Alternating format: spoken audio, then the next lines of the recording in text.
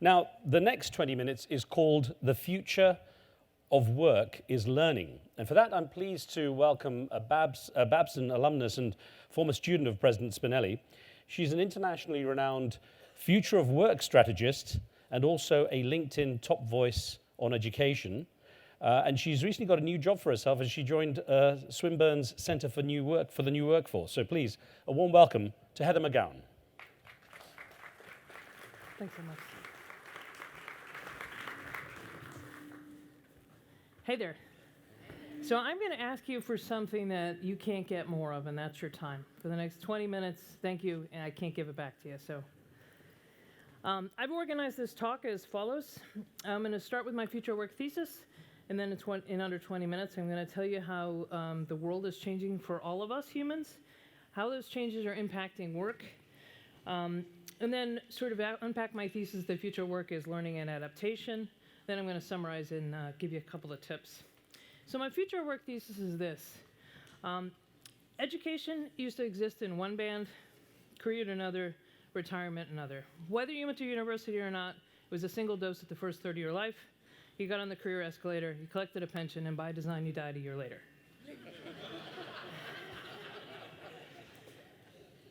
We were successful in this if we codified and transferred the right predetermined skills and existing knowledge into you to get you on that ladder. That was the job of education, one and done, and it was over. Now it looks like this. Life expectancy may not be 90 yet for everybody, but it will be soon. Education becomes learning because learning implies there's no end state to it, where we often say someone is educated. We don't say that about learning. It implies more continuous. Work becomes leverage of that learning to signal that work and learning are a combined act. And then retirement becomes longevity because we never planned for a 30-year retirement, nor do we know how to think about that. And then it looks more like this. It's been described as, surfing waves or rock climbing or what have you.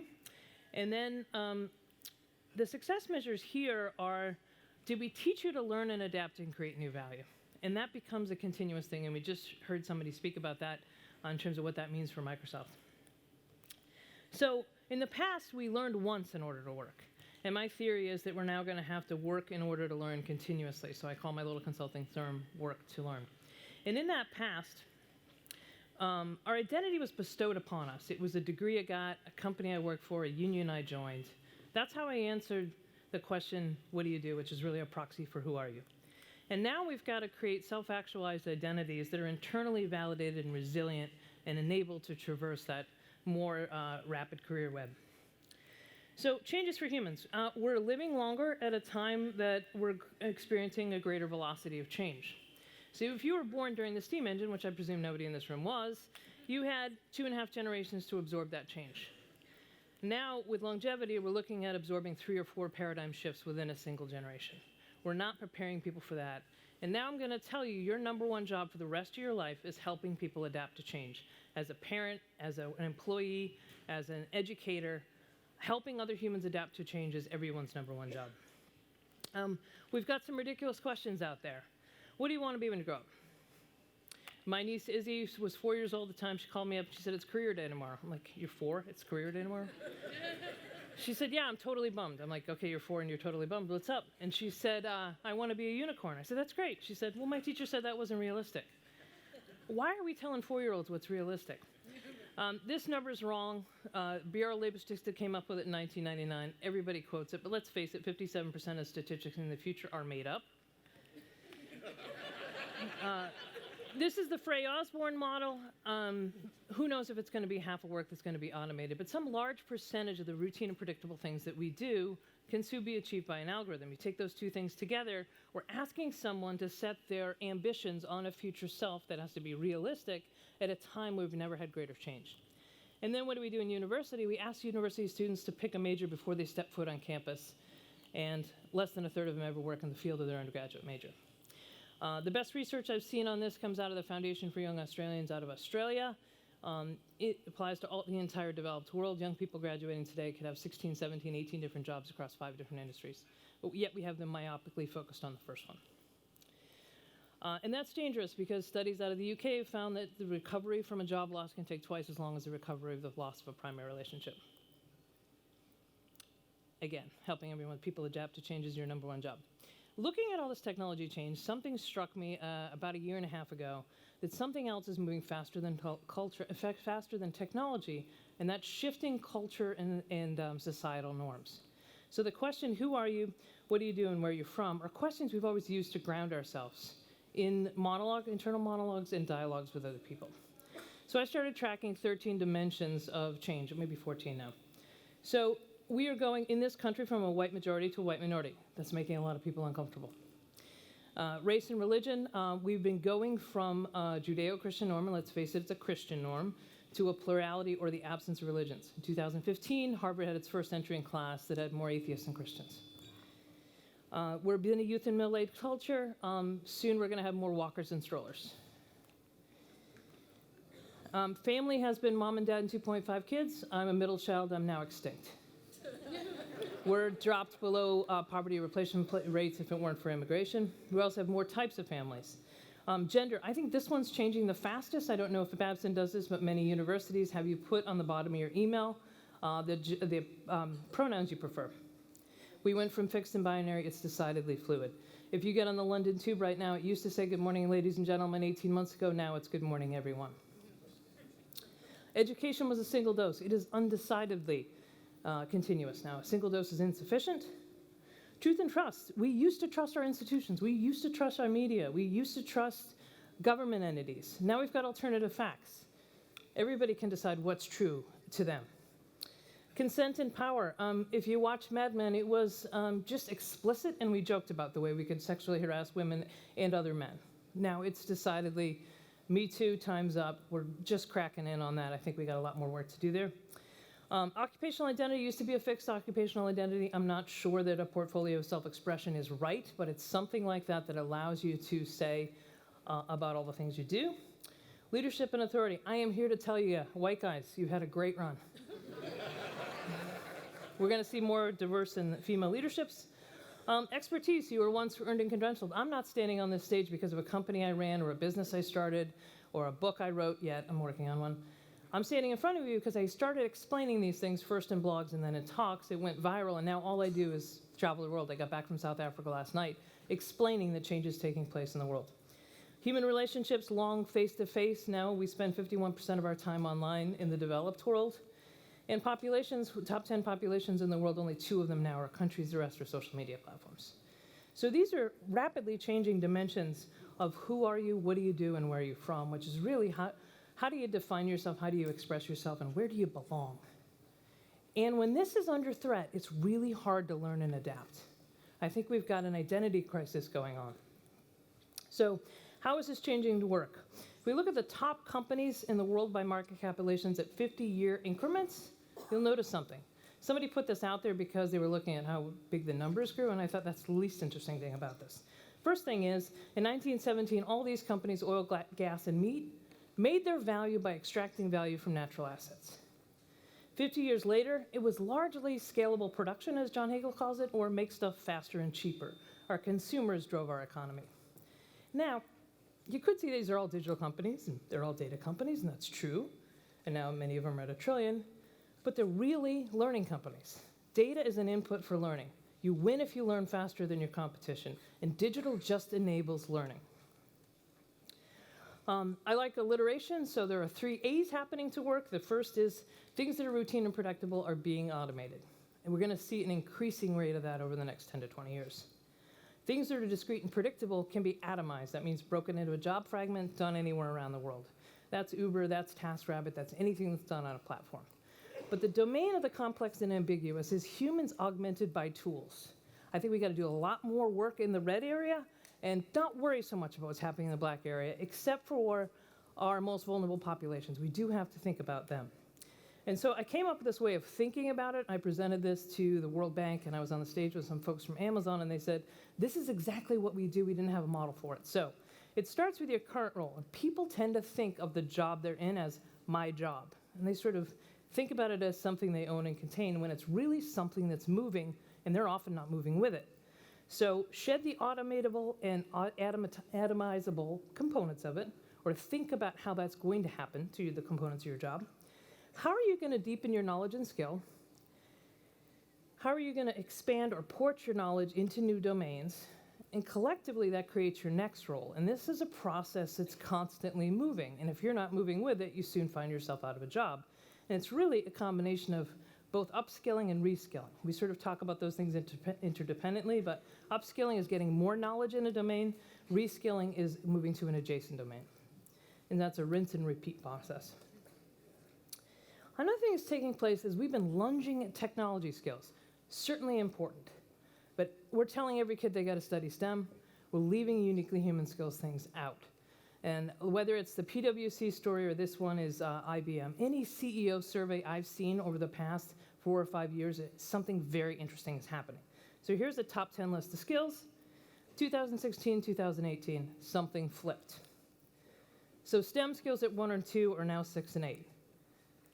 Flexibility, time management, collaboration, uniquely human skills, non-technical skills were 4, 5, and 7 are now 1, 2, and 3.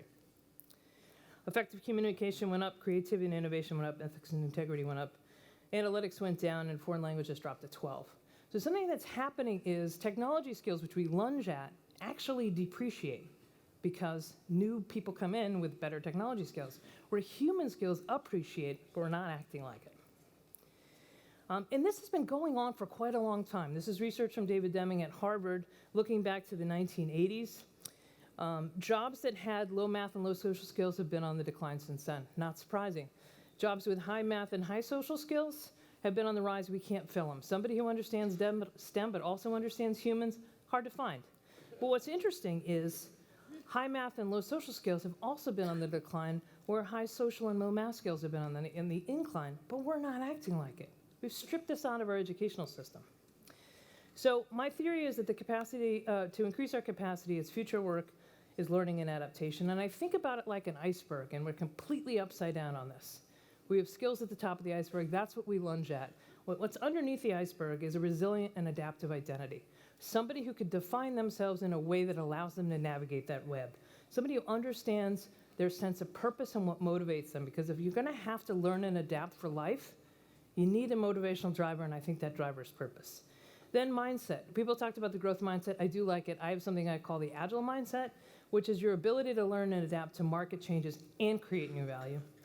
Enablers are at the waterline. Soft skills, uniquely human skills. It's what you make you better in your marriage and at your job and as a parent. And then the top of the iceberg is the skills to do, which we're going to change those all the time. So if you're looking to shed people in your company because they don't have the right skills, you're missing the whole baseline. They might have the right mindset. They might have the right enablers. They might have the right identity. They might have the right connection to your purpose. So why not invest in them, helping them acquire the new skills? So Simon Sinek did this TED Talk, Start With Why, and I think it's a great way of explaining how we need to think about ourselves as companies. You just heard someone speak about Microsoft and how they think about whether or not they're fulfilling their purpose every day, to how we think about ourselves as individuals. Simon says that every company can tell you what they do. They provide a product or a service. That's how they create some sort of value. Some companies can tell you how they're special. That's usually their process. But really great companies tell you why they exist and how the world looks differently because they exist. And so I used Amazon example. I didn't know I was going after Microsoft. I would have otherwise done Microsoft. Sorry about that. So Microsoft says their purpose is to be the most customer-centric company on Earth, and they're very clear about the planet there. Their process, they have 14 leadership principles. If you apply for a job at Amazon, they don't want to see your past skills and experience, otherwise known as a resume. They want to know how those past skills and experience embody those leadership principles, because inevitably, whatever job they're hiring you to do, by the time you start, it's changing. And then the product today, it's the everything store. And that's allowed them to go from books to stuff to media to grocery. Simple way to think about this, can you imagine Barnes & Noble winning Academy Awards? No, because they're defined themselves by being a retailer and being a bookseller. So if we think about young people today, we got to help people, all people really, understand what their interest is, what drives them. And then what are their superpowers? What are they uniquely good at? And what are their abilities? How can they develop more of them? And then how do they apply those gifts today? So the job becomes a little more permanent. That's what's going to allow them to navigate across 5 different industries. And it is, in my view, educational malpractice if we're not doing this, particularly in higher ed. The thing I've developed is called the Agile Mindset. It starts with agency, understanding your sense of purpose, understanding that learning is your responsibility for the rest of your life. Learning agility, your learning styles, how you learn, how you unlearn, being aware of that so you can optimize your own learning. Adaptability, understanding how to be more adaptable, navigate ambiguity and unstructured problems. And then perhaps most importantly is understanding your own self-awareness, how you work on teams, because most work is collaborative. And then how does the market value your skills? So it's a market and a self-awareness. We tend to think about learning being that first third of your life, and the argument once was that's when fluid intelligence peaks. But some new research has come out of MIT that, yes, indeed, fluid intelligence does peak at 20. Crystallized intelligence could peak as late as 60. But within there are a lot of other peaks we should be paying attention to. Executive function doesn't peak till 29 because your prefrontal cortex does not form until you're 30. Look at that, it's after your higher ed. Concentration at 43. Reading emotions at 48, learning new information, that's deeply learning, 50, and then vocabulary at 67. So don't play Scrabble with anybody over 68. The World Economic Forum, everybody has their top 10 lists. I'm using the World Economic Forum. It's a good proxy. Complex problem solving, critical thinking, creativity, people management, coordinating with others, emotional intelligence, judgment, decision making, service orientation, negotiation, cognitive flexibility. Not a single technical skill on that list.